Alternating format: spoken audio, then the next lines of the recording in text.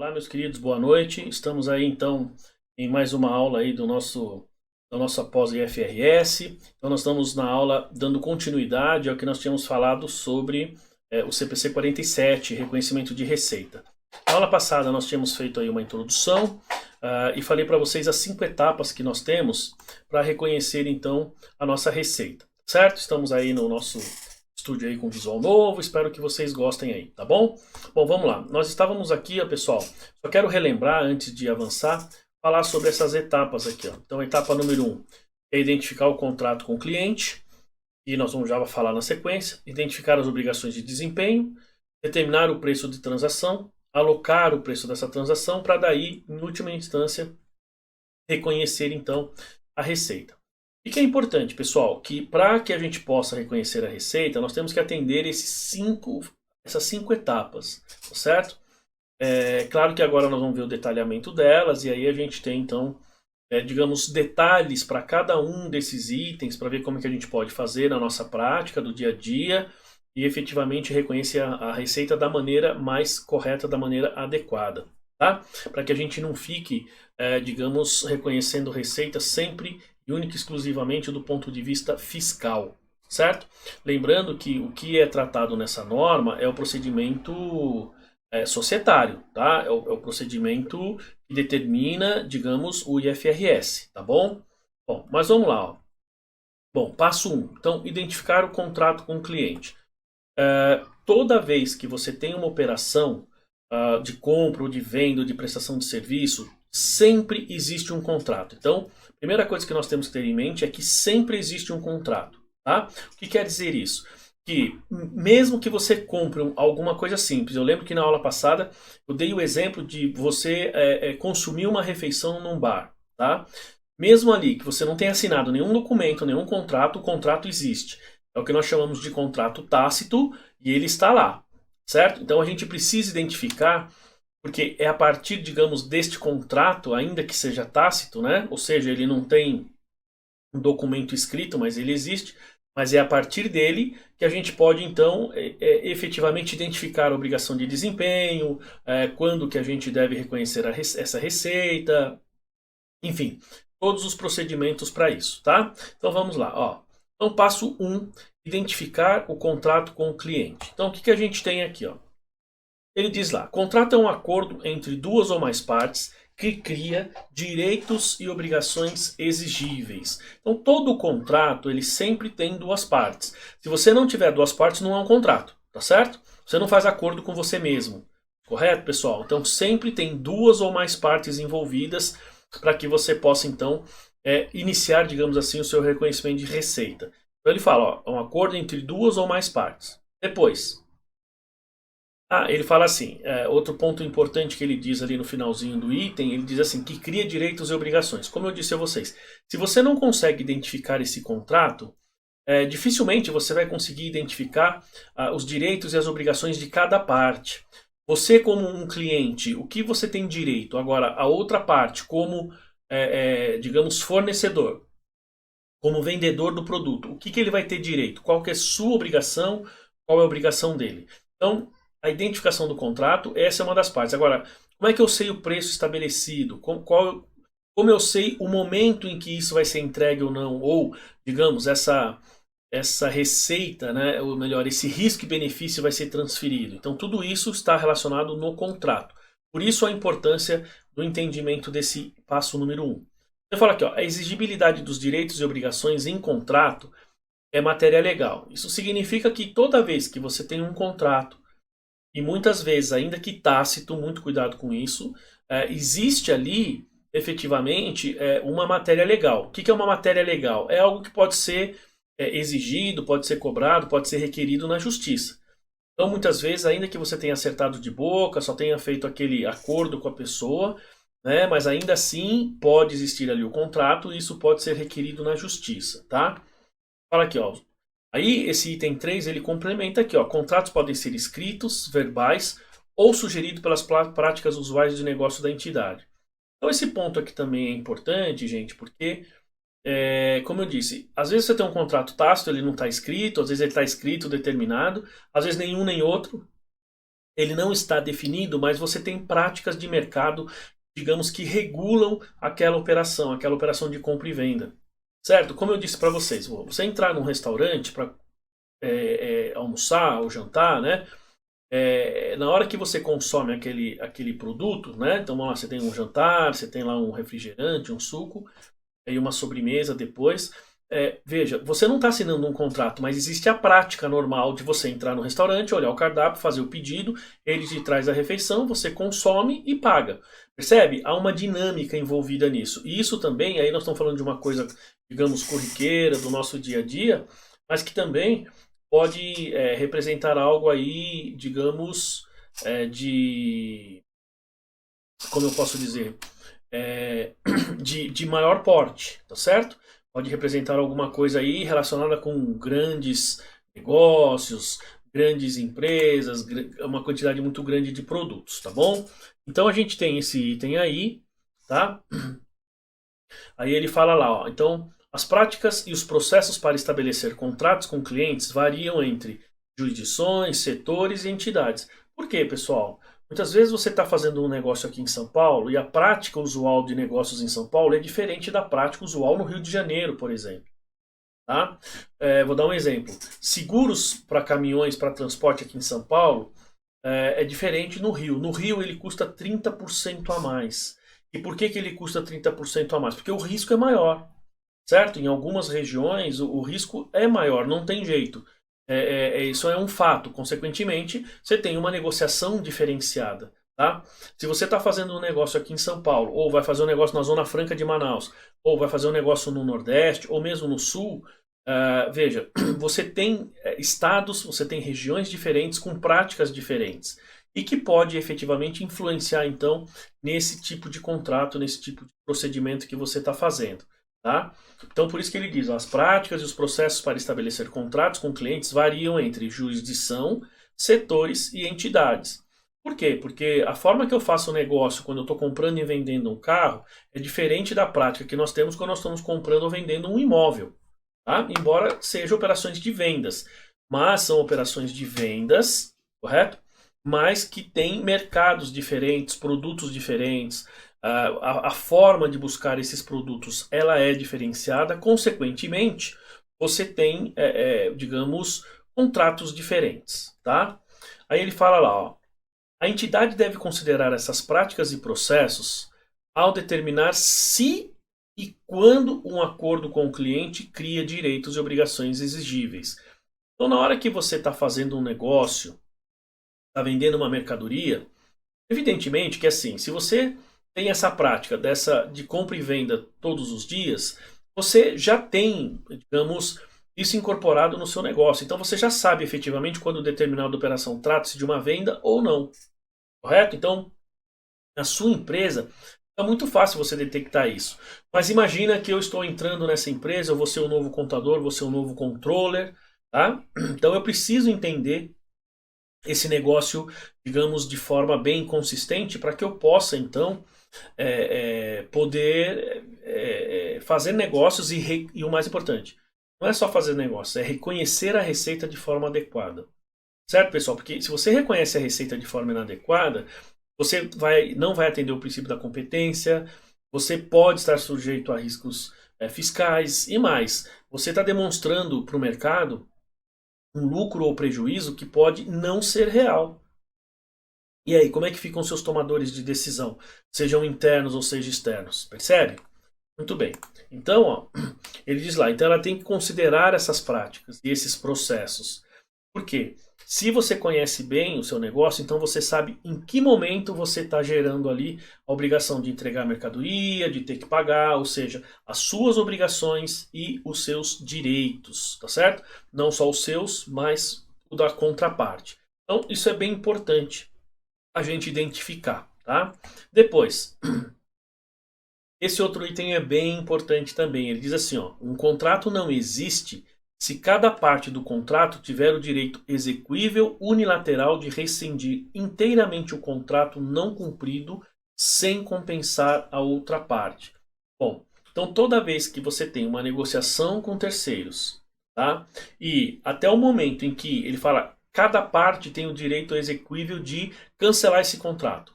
Ou seja, de forma unilateral. Então eu posso cancelar a hora que eu quiser, ou o meu fornecedor, né? Ou se for o oposto, o meu cliente pode cancelar a qualquer momento esse contrato. A gente tem que pensar o seguinte: tá, você vai cancelar esse contrato, mas existe uma indenização? Existe alguma coisa para compensar? Veja o que ele diz ali no final do item, ó. Cada parte do contrato tiver o direito exequível unilateral de rescindir inteiramente o contrato. Então nós estamos falando de cancelar efetivamente o contrato. Ele fala aqui, ó. Ou seja, quando ele fala rescindir o contrato, ele está falando a parte não cumprida desse contrato. Mas o mais importante que eu queria chamar a atenção é esse último item, ó, sem compensar a outra parte. Então veja, se eu tenho o direito de cancelar o contrato, e normalmente a gente tem esse direito, a outra parte também tem esse direito, mas assim, muitas vezes quando eu faço esse cancelamento do contrato, os contratos sempre têm cláusulas de multa, ou seja, eu preciso compensar a outra parte por conta de multa, por conta de ter cancelado o contrato antes do tempo ou por algum motivo qualquer. Mas ele deixa bem claro que se você tem essa opção ou a contraparte de cancelar esse contrato, mas não tem em nenhum momento, em nenhuma cláusula, essa parte de você compensar a contraparte, então em tese você não tem um contrato de compra e venda, certo? Você pode ter ali, em alguns casos, uma parceria, um adiantamento, alguma coisa do tipo, tá? Isso, então, ele se caracteriza como uma operação contábil, mas não como uma operação contábil de venda. Por quê? Primeira coisa, você não tem, nesse caso, um contrato de venda, certo? Então, recapitulando, quando você tem a opção, você ou a outra parte, de simplesmente cancelar o contrato de forma unilateral, tá? E ao cancelar esse contrato, você não precisa indenizar a outra parte, em tese você não tem um contrato, tá? Fala aqui, um contrato com cliente, né? Muito bem. Aí ele fala aqui, ó. Se a entidade receber contraprestação do cliente, a entidade deve reconhecer a contraprestação. Então, só lembrando, pessoal, nós já falamos na aula passada, mas contraprestação é quando você recebe um pagamento, tá? Seja posterior ou anterior à efetivação do negócio, tá? Nós vamos ver as duas etapas. Se eu receber antes, como é que eu trato? E se eu receber depois, qual é o tratamento que tem que ser dado, tá bom? Então, quando ele fala aqui essa questão da contraprestação, lembre-se, é o pagamento, tá? Ó, se a entidade receber contraprestação do cliente, a entidade deve reconhecer a contraprestação recebida como receita somente quando qualquer uma das hipóteses tiver ocorrida. Ou seja, pessoal, então esse item deixa muito claro que o fato de você ter recebido o dinheiro do seu cliente não quer dizer que você tenha uma receita efetiva. Pode ser que naquele momento, tá? O que a gente vai ver aqui, naquele momento ainda não se caracterizou como uma receita. Para que ele se caracterize como receita, ele tem que atender esses dois itens aqui, ó, o item A e o item B. Então, item A. A entidade não possui obrigação restante de transferir bens ou serviços ao cliente e a totalidade ou praticamente a totalidade da contraprestação prometida pelo cliente foi recebida pela entidade e não é restituível. Então vamos por partes aí. Primeiro, ponto A. A entidade não possui obrigação restante de transferir bens ou serviços ao cliente. Em outras palavras, aquilo que você tinha de transferir para o seu cliente, você praticamente já transferiu. Tá? Ou seja, então ele te deu lá uma quantia, a contraprestação. Vou imaginar que essa contraprestação é referente a 10 mil unidades do produto X. Então você pegou lá, ele te deu esse dinheiro e você transferiu esses, digamos, esses recursos para o seu cliente. Então esse produto X você tinha que entregar e já entregou. Então se você fez isso, em tese você tem a receita. Agora, ele fala aqui, ó. Né? Então se a entidade não possui obrigação restante de transferir bens ou serviços ao cliente. Então, essa obrigação restante, imagina, eu comprei, o meu cliente me pagou por 10 mil unidades, só que eu entreguei 8 mil, então faltam 2 mil unidades. Percebam que essas 2 mil unidades eu ainda vou entregar, então eu tenho uma receita referente àqueles itens que eu entreguei, referente às 8 mil unidades, e as 2 mil unidades ainda é uma obrigação que eu tenho que cumprir. Então eu não posso reconhecer essa parte como receita, essa parte ainda continua como passivo. Ou seja, então se ele me adiantou 8 mil reais, desculpa, 10 mil reais. 8 mil eu já entreguei, 2 mil reais eu preciso ainda entregar. Consequentemente, eu tenho um adiantamento nesse caso. Então, esse caso a gente não pode reconhecer como receita ainda, tá? Ele fala aqui mais, ó, e a totalidade ou praticamente a totalidade da contraprestação prometida foi recebida pela entidade. Então, ou seja, os 10 mil reais ou a maior parte do que eu deveria receber, eu já estou recebendo. E mais, o contrato não prevê devolução desse dinheiro, tá? Como ele fala aqui, ó, pelo cliente foi recebida pela entidade e não é restituível. Ou seja, essa parte que eu entreguei para o cliente, ele me pagou, eu peguei a mercadoria ou prestei o serviço, ele está me pagando, ela não é restituível, certo? Então, essa parte que já não é mais restituível, que eu já entreguei, já recebi, veja que aqui ele tá, quando ele condiciona o recebimento, a gente não pode pensar que eu vou reconhecer a receita só quando eu recebo, tá, pessoal? Aqui nós estamos falando o seguinte, olha, então eu prestei o serviço, transferi e tenho lá o direito a receber. Se eu tiver o direito a receber e ele vai me pagar no tempo correto, tempo adequado, isso é receita. Bom, o item B, ele fala assim, ó, o contrato foi rescindido e a contraprestação recebida do cliente não é restituível. Então ele está dando duas situações. Item A, você recebeu uma parte, você recebeu uma quantia, você produziu sua mercadoria, você vendeu e entregou. Tá? Aí ele fala a totalidade ou praticamente a totalidade. E mais, esta operação ela não tem como ser cancelada e você não tem como devolver o dinheiro. Perfeito? Receita. O segundo item, ele fala lá, o contrato foi rescindido, ou seja, você tinha um contrato com o cliente, esse contrato foi rescindido, ele te pagou, porque ele diz aqui é a contraprestação recebida. Isso significa que você recebeu esse dinheiro, mas você não tem a obrigação de devolver esse dinheiro. Certo? Então vamos supor, você assinou um contrato com o cliente, o contrato lá de 10 mil reais, o cliente te adiantou esses 10 mil reais, mas você não prestou serviço nenhum. Então, você tem ali um passivo, você tem um adiantamento de clientes. Muito bem. Aí você foi lá, assim, antes mesmo de você começar a prestar o serviço, o cliente resolve cancelar o contrato, reincidiu o contrato, acabou. Perfeito. Você não tem mais que prestar esse serviço. A questão é, veja, você não prestou o serviço, mas a pergunta é, eu tenho que devolver o dinheiro ou não? Então, o contrato foi cancelado. Se eu obrigatoriamente precisar devolver o dinheiro, o que acontece na maioria das vezes, certo? Então eu não tenho receita, porque eu vou pegar esse dinheiro, vou devolver para o cliente e vou baixar do meu passivo.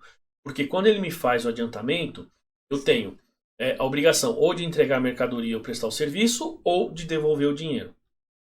Então veja aqui, se ele cancela o contrato e eu tenho a obrigação de devolver o dinheiro, então eu não tenho uma receita. O nome já diz, eu tenho uma obrigação de devolver o dinheiro, consequentemente eu tenho um passivo. Ele usa aqui a expressão se a contraprestação recebida não é restituível, certo?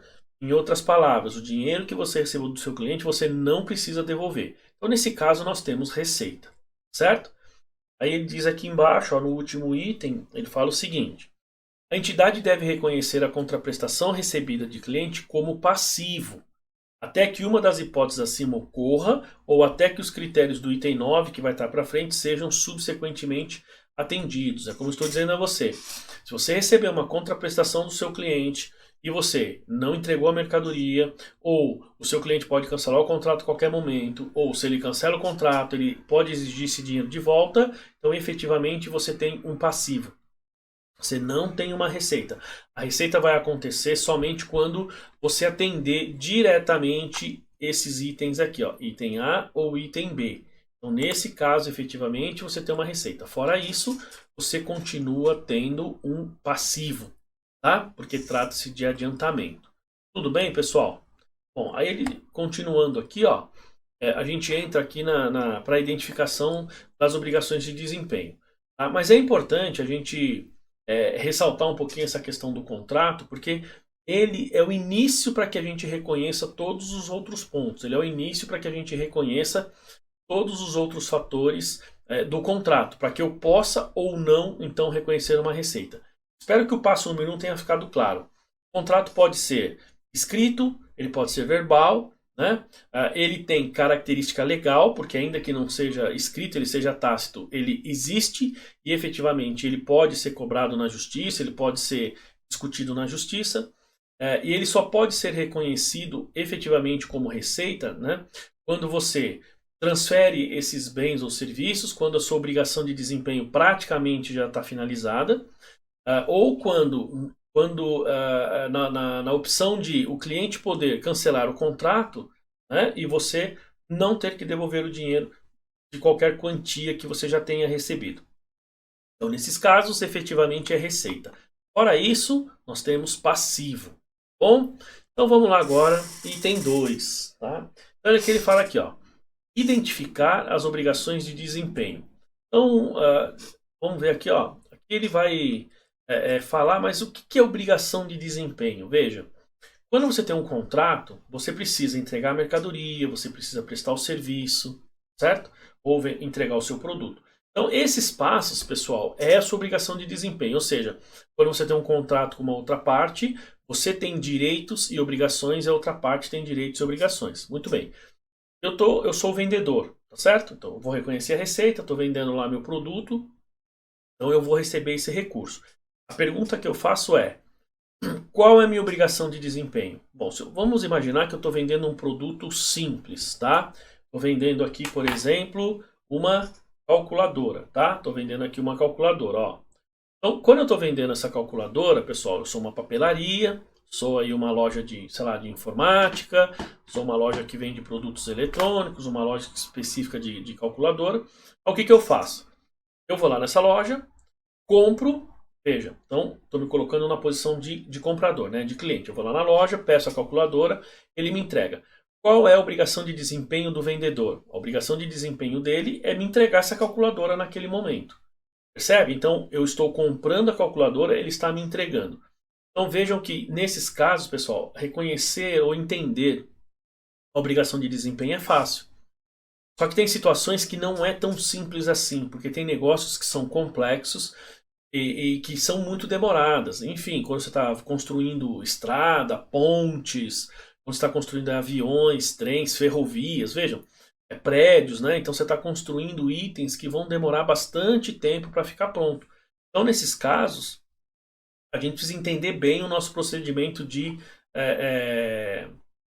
quando a gente transfere esse risco e benefício para que a gente possa ter certeza de que eu cumpri a minha obrigação de desempenho, tá? Porque se você pegar, olha só, o item que nós vimos aí agora, o passo número 1, que ele fala que eu só posso reconhecer quando eu entreguei a mercadoria e recebi por ela, basicamente, ou ainda que eu não tenha recebido, mas que eu tenha o direito de receber, mas eu transferi o risco e benefício, eu entreguei isso para o cliente, ele não pode mais reclamar, não pode mais cancelar, que resta a ele é me pagar. Então, consequentemente, eu atendi a minha obrigação de desempenho, que era entregar determinado produto ou serviço. Certo? Então, vamos ver. Ele vai dar mais detalhes aqui dessa identificação, né, de obrigação de desempenho. Então, olha o que ele diz. Bom, a entidade deve avaliar os bens ou serviços prometidos em contrato e deve identificar como obrigação de desempenho cada promessa de transferir ao cliente. Como eu disse a vocês, no momento em que você está fazendo essa transferência, no momento que você fez o seu contrato com o cliente, ele precisa estar muito claro o que você vai entregar para o seu cliente. Qual é a sua obrigação? É prestar o serviço? Qual o prazo? Tipo de serviço? Digamos, qual o detalhamento, a profundidade desse serviço ou mercadoria? Então, quantas unidades, qual o peso, a qualidade, cor, ou seja, todas as especificações. Então, isso precisa ficar muito claro para você ter certeza, né, que você está, ou, digamos, você consiga identificar essa obrigação de desempenho. Ele fala aqui, ó, ele dá dois itens, ó, você tem o item A, o item B aqui, tá vendo? Ó, ele dá dois itens, ele tem procedimentos diferentes aqui. Então, quando ele fala o item A, ele fala bem ou serviço que seja distinto, tá? Então, aqui no caso, ele está falando de um bem ou serviço que é específico, é distinto de outros, tá? Digamos, é único. Então, quando você está vendendo uma mercadoria, dei o exemplo para vocês de comprar uma calculadora, veja, ele é um evento único, é comprar a calculadora e vender a calculadora. E aí nós caímos nessa figura aqui, ó. Então veja, ó, o cliente pode se beneficiar isoladamente ou em conjunto Então essa é a característica do bem para que ele seja distinto, mas ó, a promessa de transferir o bem ou serviço é separadamente identificável de outras promessas contidas no contrato. Então você imagina a situação na qual você está vendendo um produto e você vende também uma garantia estendida.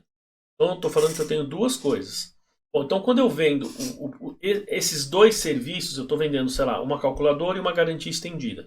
Na verdade, eu tenho dois elementos nessa venda, que é o bem que eu estou transferindo e mais a obrigação de prestação de serviço de garantia que vai acontecer em determinado momento. Ótimo. Então, quando ele fala aqui que você identificar o bem ou serviço que seja distinto, veja, eu tenho duas situações. A primeira situação é justamente a calculadora, ou seja, a venda da calculadora. Então ali eu tenho uma situação distinta, porque o cliente já se beneficia porque ele já recebe o produto e já pode usar porque o produto é dele, né? Enfim, só que ele vai acontecer num determinado momento. Imagina que a empresa me dá 3 meses de garantia e eu vendo uma garantia estendida de pelo menos 7 meses, que é a partir do terceiro mês até completar um ano, tá? Então vejam que nesse caso, pessoal, eu tenho dois produtos distintos, uma a venda da calculadora e outro a venda do seguro. E aí eu preciso identificar, veja só o que ele fala aqui, ó. Então o cliente pode se beneficiar isoladamente ou em conjunto, né? Mas a promessa de transferir o bem ou serviço é separadamente identificável. Então quando eu penso entregar a calculadora, eu consigo identificar que ela é diferente do momento no qual eu vou prestar o serviço de garantia estendida. Percebe? São dois momentos diferentes e aí eu preciso identificar esses momentos para que eu possa reconhecer a minha receita. Tá? Esse é um item A. E o item B, ele fala aqui, ó, no primeiro ele fala de bens ou produtos ou serviços que sejam distintos. No B é o contrário, ó. Ele fala série de bens ou serviços distintos. Aqui ele não fala de um, ele fala de série. Que sejam substancialmente os mesmos e que tenham o mesmo padrão de transferência. Então ele fala que atende os critérios do parágrafo 35, que é você usar práticas iguais para mesmos tipos de produtos. Ele fala aqui, mas o método é utilizado para mensurar o progresso da entidade em relação à satisfação completa da obrigação de desempenho. Então, quando ele fala aqui no item A, ele está falando de bem ou serviço distinto. Você consegue identificar claramente. No B, ele está falando de série de bens ou serviços, que, embora sejam distintos, mas nós estamos falando de um, nós estamos falando de uma série. Eles sejam substancialmente os mesmos. Então, quando eu falo uma série de bens, estou falando uma série de bens que são semelhantes. Quando eu estou falando uma série de serviços, estou falando uma série de serviços semelhantes. É o exemplo que eu dei na aula passada, por exemplo, da TV a cabo. Ela tem os combos dela, certo? Combo A, combo B, combo C, combo D, enfim, tem um monte de tipos de combos aí que você pode, que essas operadoras montam. Então você tem lá, com 2 pontos, com 1 ponto, com HD, sem HD, com mais esporte, com menos esportes, com desenho, enfim. São pacotes, mas eles são vendidos de forma semelhante, porque os produtos e os serviços são semelhantes, tá? Então nesse caso, ó, ele fala aqui, ó, que sejam substancialmente os mesmos e que tenham o mesmo padrão de transferência, que é o caso de uma operadora, uma operadora de telefonia, por exemplo, né? Então, ele atende lá os critérios de transferência de riscos e benefícios, ele atende o critério de, como é que chama? O critério de você usar práticas semelhantes. Ele diz aqui, ó, o mesmo método é utilizado para mensurar o progresso da entidade em relação à satisfação e obrigação de desempenho. Que acontece com as operadoras, seja de telefonia ou seja de TV a cabo, por exemplo, elas contam isso pelo tempo. Então, ó, você paga, sei lá, R$ 100 por 100 pacotes por um prazo de 30 dias. Então, ela vai contando. Então, quando chegou no 20º dia, veja que ela já te deu, digamos, 20 dias, né, um X% do valor do seu contrato. Já cumpriu com a sua obrigação de desempenho. Então, se você cancelar naquela data, aquela parte não é mais restituível, aquela parte você vai ter que pagar, certo? Por quê? Porque você tem lá um padrão de transferência, esses pacotes eles são feitos para todo mundo de forma igual, certo? Então, a gente precisa identificar ou avaliar os serviços que são prometidos em contratos, seja ele em serviço ou mercadoria, né, digamos assim, de forma distinta, ou ainda que seja aqui série de bens ou serviços, tá certo? esses dois pontos são bem importantes para que a gente possa identificar a nossa obrigação de desempenho. Seguindo aqui ao que ele fala, ó, bens ou serviços prometidos podem incluir, entre outros, né, os seguintes. Então, venda de bens ou produtos que você produziu, revenda de bens adquiridos pela entidade, revenda de direitos sobre os bens ou serviços adquiridos pela entidade, execução de tarefa ou tarefas, porque ele fala que ele pode ser individual ou não, né, contratualmente pactuada para cliente, prestação de serviço que consiste em estar pronta para fornecer bens ou serviços. Então ele fala aqui, ó, por exemplo, atualizações não especificadas de software que sejam fornecidas quando e se disponível. Ou disponibilização de bens ou serviços ao cliente a serem usados à medida que... Ele fala aqui, ó, a serem usados à medida que e quando o cliente decidir. E o último aí que ele fala, construção, fabricação ou desenvolvimento de ativo em nome do cliente. Então, se a gente for olhar esses itens, pessoal, aqui veja, ele fala aqui, ó, que são itens que podem estar juntos, que podem ser, digamos, fazer parte do seu contrato. Mas eu preciso identificar isso, tá? Por exemplo, você viu ali o item, vamos ver qual que é o item E, por exemplo. Então você tem dois modelos aí de, por exemplo, de geração aí de software, por exemplo, tá? Então você tem a situação na qual você compra um software, tá? Assim, você comprou e ele é seu e você usa e acabou. Se tiver alguma atualização, você vai pagar do seu bolso naquele momento, então aí você tem uma outra operação. Ou você tem aquele software, por exemplo, como a gente usa aí, os de contabilidade, você pode pegar o TOTS, você pode pegar o SAP, você pode pegar aí o Sage, o Contimatic, enfim, Domínio. Você tem um monte de sistemas aí que você pode efetivamente utilizar. E vejam que esse tipo de software, o que vai acontecer? À medida que você vai prestando o serviço, né, pode sair atualizações. E essas atualizações são automaticamente incorporadas a esse software que você tem. Então, veja, nesse caso, a sua obrigação de desempenho é ceder o software e atualizar o software à medida que sai uma nova legislação. Certo? Então, isso é importante para a gente poder identificar quando, né, em que momento eu tenho aí assim, que eu cumpri a minha obrigação de desempenho, porque na hora que eu cumprir a minha obrigação de desempenho, a gente vai cair nesse slide aqui, que a gente fala de valor, e aí eu tenho que reconhecer a minha receita. Claro que depois a gente vai entrar também no aspecto de precificação, porque como não é só o momento que eu, digamos, tenha que transferir a receita, eu tenho também a questão do preço, certo? E como alocar esse preço, que são os passos seguintes. Aqui nesse slide a gente vê aqui, ó, nos primeiros quadrinhos aqui, ele fala valores e momento do registro da receita. Então ele pode ter aqui, ó, né, um preço isolado vezes um preço total alocado. O que seria esse preço isolado? Quando eu tenho um produto individual, um produto de fácil identificação, né, eu sei o valor dele, eu aloco, né, e eu vou reconhecer por esse valor. Agora, eu posso ter, como ele fala ali, preço total alocado. Quando a gente pega esses combos, como eu dei de exemplo, pessoal, veja, individualmente cada canal tem um preço. Se eu fosse somar o preço de cada um desses canais de forma individual, eu pagaria normalmente muito mais do que o combo de canais, né, ele me oferece. Então veja, eu preciso identificar esses modelos, porque esses modelos eles vão me mostrar como não só vou precificar, mas também como eu vou reconhecer essa receita.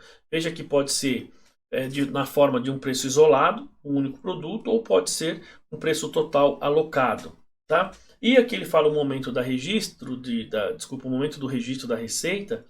Veja que ele pode ser aqui de duas formas, uma única vez ou ao longo do tempo.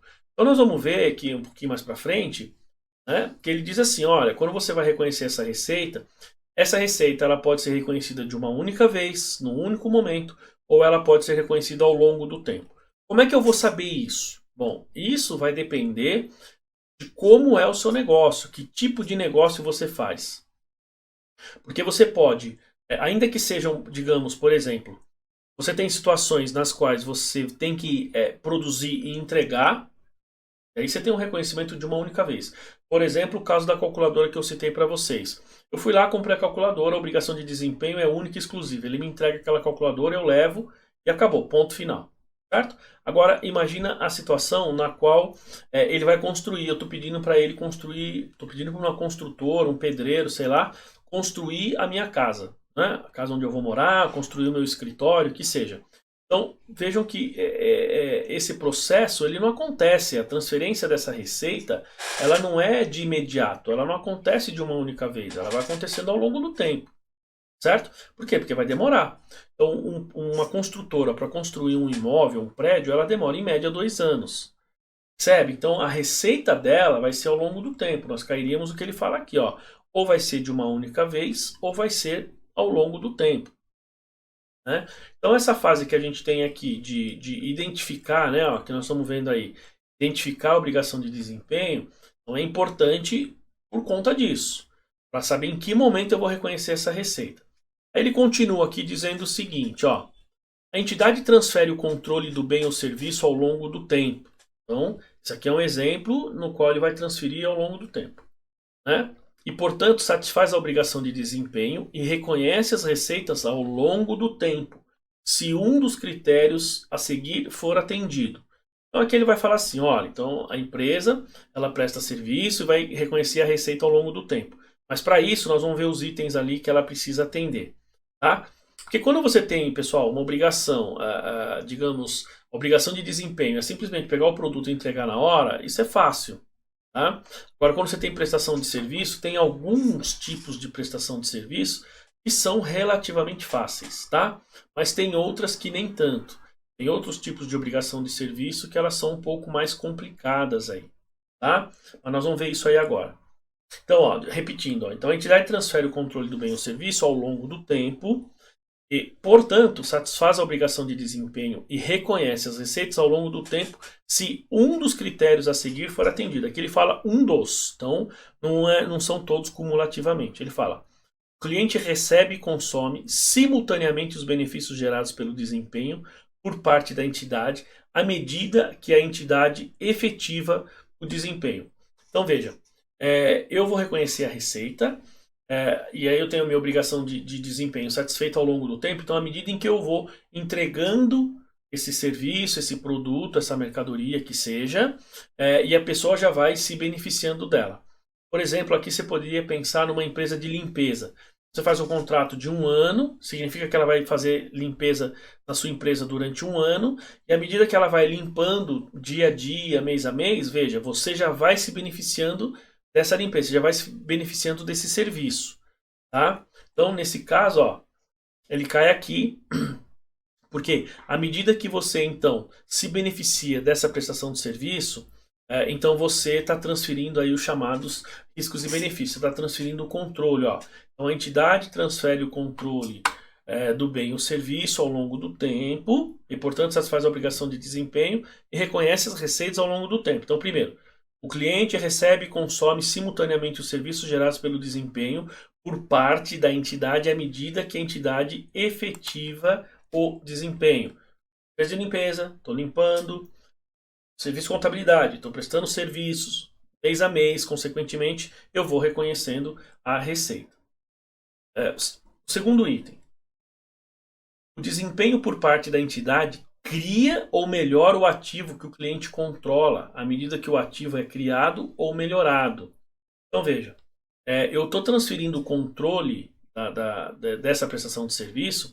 Então, à medida na qual eu vou prestando serviço, porque eu vou prestando serviço, eu vou melhorando esse ativo, se for uma prestação de serviço de melhora de ativo, e aí automaticamente o meu cliente, né, digamos assim, o consumidor, ele já vai se beneficiando. Ó, o desempenho por parte da entidade cria ou melhora o ativo, ou seja, significa que eu vou lá, estou mudando esse ativo da empresa, estou melhorando ou criando algum, porque eu posso ter justamente o exemplo que eu dei agora há pouco, eu estou construindo um imóvel, tá? Então ele está prestando um serviço para mim, ele está sendo construído. Ou eu posso pegar uma máquina, posso pegar aí um veículo que seja, né? Um próprio imóvel, e ele melhorar isso. Então ele vai fazer uma reforma no meu veículo, vai fazer uma reforma no meu imóvel. Então vejam que nesse caso, ó, ele cai aqui, ó, por parte da entidade, cria ou melhora. Então esses exemplos que eu falei agora por último, ele melhora o ativo que o cliente controla, tá? Então ele controla, veja, quando a gente fala controlar, nós estamos falando de riscos e benefícios. Nesse caso eu estou ou produzindo o ativo, ou estou melhorando esse ativo. Mas ainda que eu esteja construindo ou melhorando, digamos, o proprietário, ele, à medida em que eu vou fazendo essa melhora, ele continua no controle desse bem. Tá? Não é algo do tipo eu pego o bem, fico comigo, ou eu produzo e depois vendo, aí transfiro os riscos e benefícios. Não. O bem é dele e eu estou melhorando. Então, como eu dei um exemplo para vocês, imagine que eu comprei um terreno, tá? E vou construir a minha fábrica lá nesse terreno. E aí eu chamei uma construtora. Veja que ele está fazendo benfeitorias no meu terreno, né? Na área onde vai ser a nossa fábrica. Então veja que nesse caso, à medida que ele vai criando essa melhoria e eu automaticamente vou me beneficiando e vou pagando esse cliente, ele já vai, esse fornecedor no caso, ele já vai reconhecendo essa receita, porque ele atende esse segundo item. Tá? Então ele vai lá, o terceiro item, ó, o desempenho por parte da entidade, ó, não cria um ativo com uso alternativo para a entidade.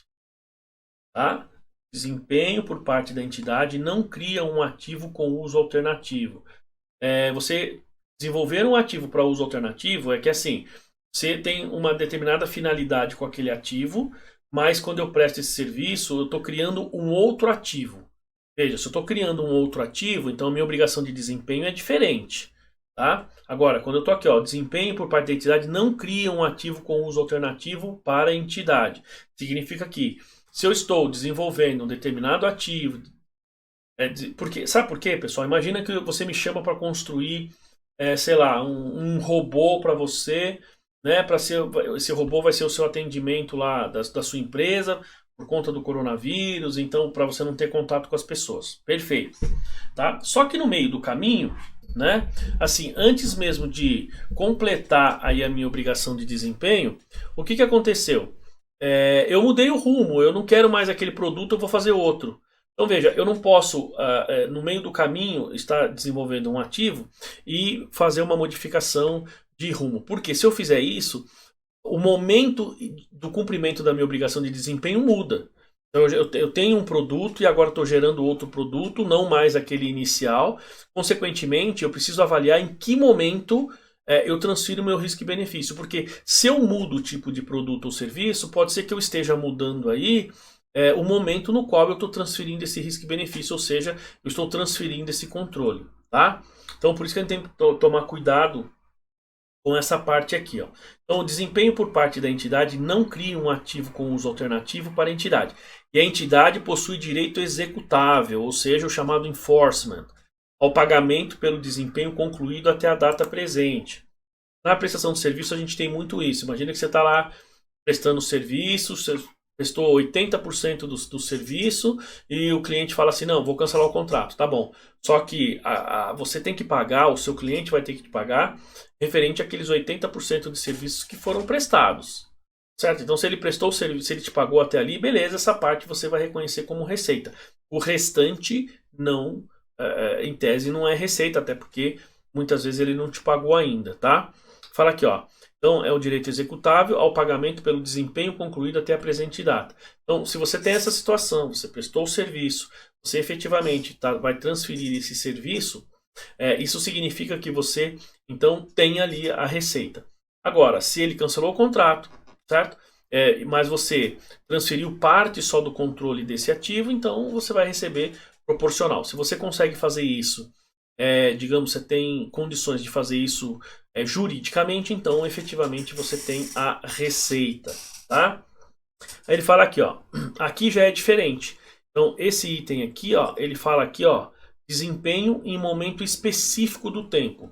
Esses que nós vimos aqui, ó, ele fala desempenho ao longo do tempo.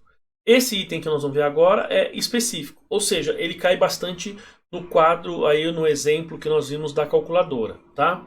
Então ele fala lá, ó, desempenho em um momento específico. O cliente estiver presentemente obrigado a pagar pelo ativo. Ora, se você comprou o ativo, ele te entregou o ativo, o seu cliente vai ter que te pagar. Então veja que aí cria a obrigação de pagamento e o direito de recebimento. Então aí isso caracteriza efetivamente a venda, porque você só consegue isso ou quando um procedimento usual de negócio, ou quando você tem efetivamente, digamos, o direito de cobrar isso na justiça. Tá? P. cliente possui a titularidade legal do ativo. A gente tem que tomar cuidado porque ele fala titularidade legal, essa é uma das características, mas a gente também tem que levar em consideração que às vezes ele não tem a titularidade legal, mas ele passa a ter o controle. Você transferiu ali o controle, pensa num apartamento, num imóvel que você vendeu e por algum motivo não está transferindo a escritura ainda. Então, claro que a gente tem responsabilidade, digamos, jurídica sobre se acontecer alguma coisa, sobre esses procedimentos, mas a partir do momento que você transferiu, ainda que não, digamos, a propriedade legal, você tem a transferência ali, digamos, pensando na essência sobre a forma, ele passa a ser dono. Tá? Então ele passa a ter a titularidade, ele passa a ter o controle, ainda que não seja necessariamente legal. Mas aí quando isso acontece, então você tem que reconhecer a Receita, porque o seu desempenho foi, digamos, realizado num momento específico do tempo. O C, a entidade transferiu a posse física do ativo. Então, muitas vezes, dependendo do ativo, você transferiu fisicamente para outra pessoa, em tese a pessoa tem que te pagar, certo? Então, vamos lá, você fez uma operação de venda, ainda que a pessoa não tenha pago, mas você entregou, então cria-se ali a obrigação da pessoa te pagar. Consequentemente, você tem ali efetivamente o direito de receber, e aí você tem então a caracterização da receita. E essa caracterização acontece em momento específico. Ó, eu entreguei o bem para você, então você tem que me pagar. Tá? Aí ele fala aqui, D. O cliente possui os riscos e benefícios significativos da propriedade do ativo. Tá? Então esse é outro ponto. Então, à medida em que eu transfiro os riscos e benefícios significativos, isso aqui, ó, esse item D aqui, ó, ele complementa basicamente o item B, como eu estava comentando com vocês, né? Porque ele diz assim, olha, ó, vamos lá, item D. O cliente possui os riscos e benefícios significativos da propriedade do ativo. Então isso significa que não necessariamente ele precisa ter a propriedade formal, mas considerando a primazia da essência sobre a forma, ele passa a ter o controle.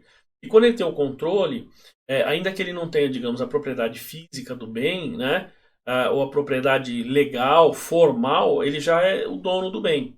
Então, nesse caso, ele tem que efetivamente reconhecer a receita. Tá? Na verdade, você tem que reconhecer a receita. Ele fala aqui o E, né, o cliente aceitou o ativo. Então, se você prestou o serviço, você construiu alguma coisa, entrega para outra pessoa e a pessoa aceitou, tem lá o aceite, que recebeu a mercadoria, que está tudo ok, não sei o quê. Então, em tese, pessoal, você cumpriu sua obrigação de desempenho. Em que momento? No momento da entrega. O que pode acontecer, pensa numa venda pela internet. Então, eu sou uma empresa que vendo pela internet, te mando uma mercadoria. No momento que você recebeu, você tem um prazo de 7 dias para me devolver essa mercadoria. Percebam que nesse caso, pessoal, eu já entreguei a mercadoria, mas o cliente, ó, como ele fala aqui, ó, o cliente aceitou. Mas nesse momento eu ainda não aceitei. O meu aceito só vai se dar depois de 7 dias. Depois de 7 dias. Por que depois de 7 dias? Porque a lei determina que até o 7º dia você pode postar a mercadoria devolvendo. Tá certo? Então, se ele não fez isso no 7º dia, então, ou até o 7º dia, significa que ele aceitou essa mercadoria, e aí eu transferi o risco e benefício, consequentemente eu atendi, né, esse requisito de cumprir a minha obrigação de desempenho, só que nesse caso de uma única vez. Tá? Bom, aí ele fala aqui, ó, para mensurar esse desempenho, fala que tem o método do produto e o método dos insumos, tá? Ó, tá vendo que é bastante coisa aqui, tá? Mas nós vamos fazer o seguinte, pessoal. Tem método aqui do produto e método do insumo, tá? Mas nós vamos fazer o seguinte, nós vamos dar uma paradinha aqui para tomar uma aguinha, para tomar um cafezinho, tá? Em 10 minutos nós estaremos de volta aqui e aí a gente continua, então, especificamente desse ponto que nós paramos. Tudo bem, pessoal? Então, em 10 minutos estaremos de volta aí, daqui a pouquinho. Um abraço.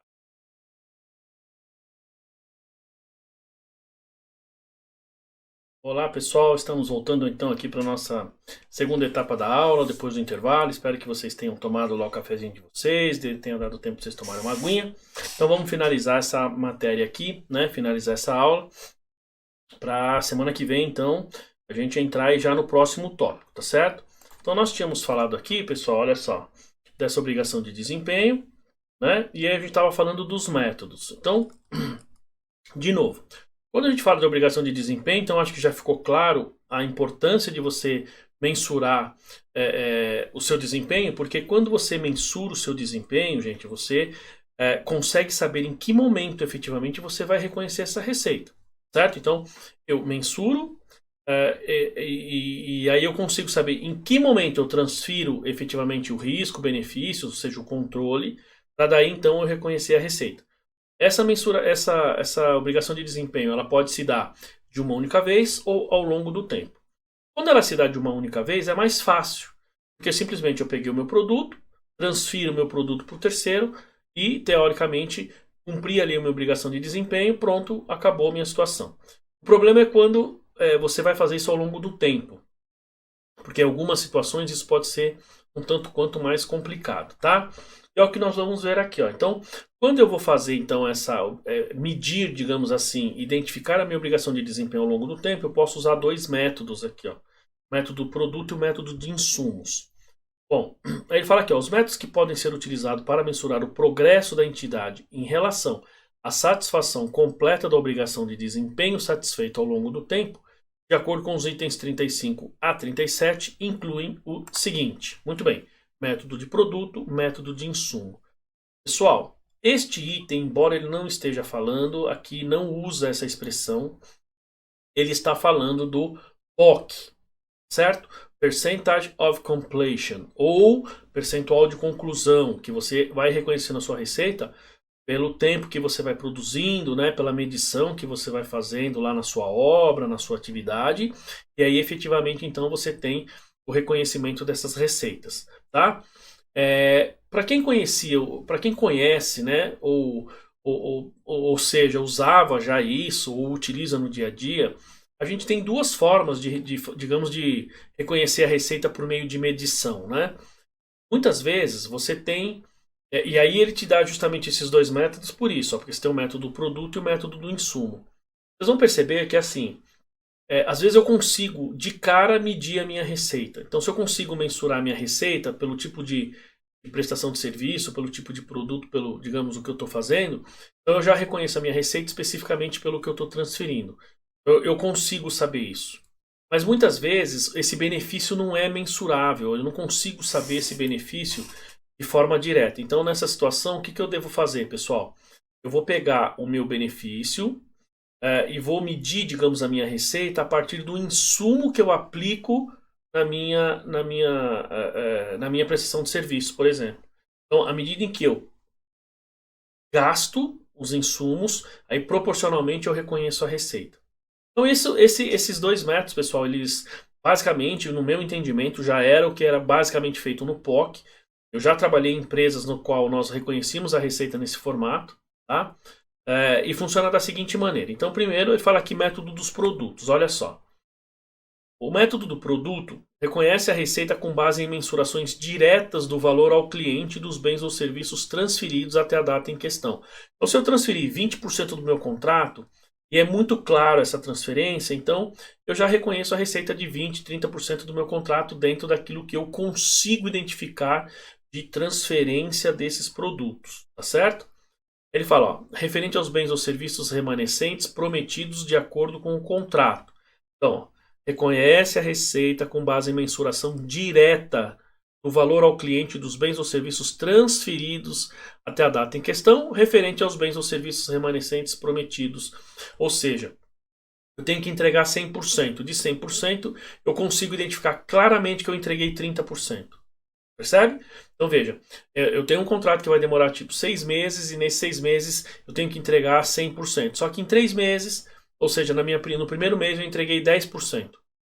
Certo? Então eu vou reconhecer a receita de 10%. Veja que eu consigo, esse exemplo, eu consigo mensurar exatamente quanto eu consigo produzir, desculpa, o quanto eu tenho que reconhecer de receita.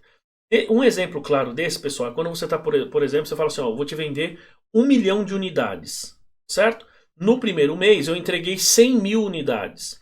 Então veja que 100 mil para 1 milhão eu estou falando de 10%. Eu consigo, baseado na quantidade de produtos que eu estou entregando para o meu cliente, eu consigo realmente, digamos, como se diz, reconhecer a minha receita, tá certo? Bom, isso é o primeiro item. O segundo ele fala, ó, os métodos de produtos incluem métodos como estudo de desempenho concluído até a data em questão, certo? Então eu posso, esse é um exemplo que eu estou dando para vocês em peças. Agora, imagina que eu tô construindo, por exemplo, uma hidrelétrica.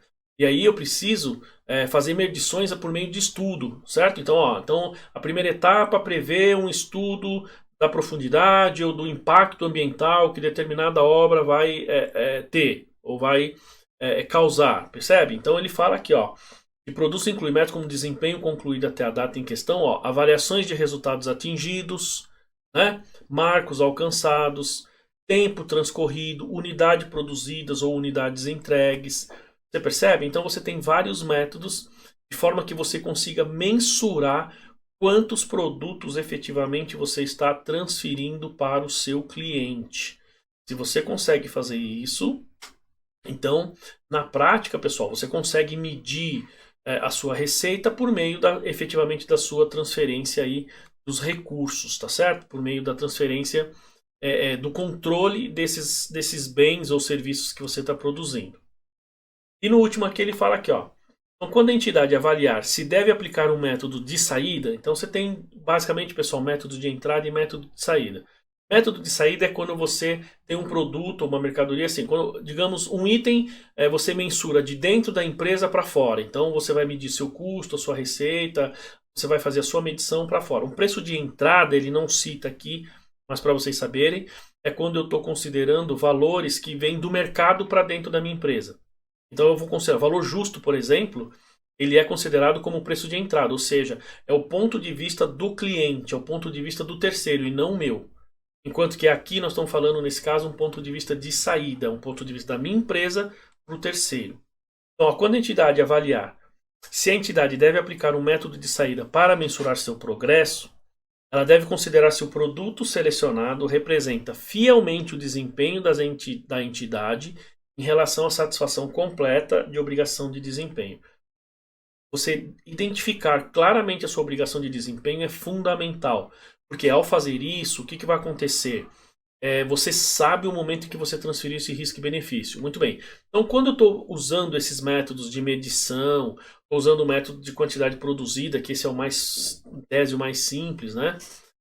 Por exemplo, tem alguns que eu preciso fazer estudos específicos. Eu preciso saber se esse tipo de método representa fielmente a minha transferência de risco ou benefício, ou seja, a transferência de controle.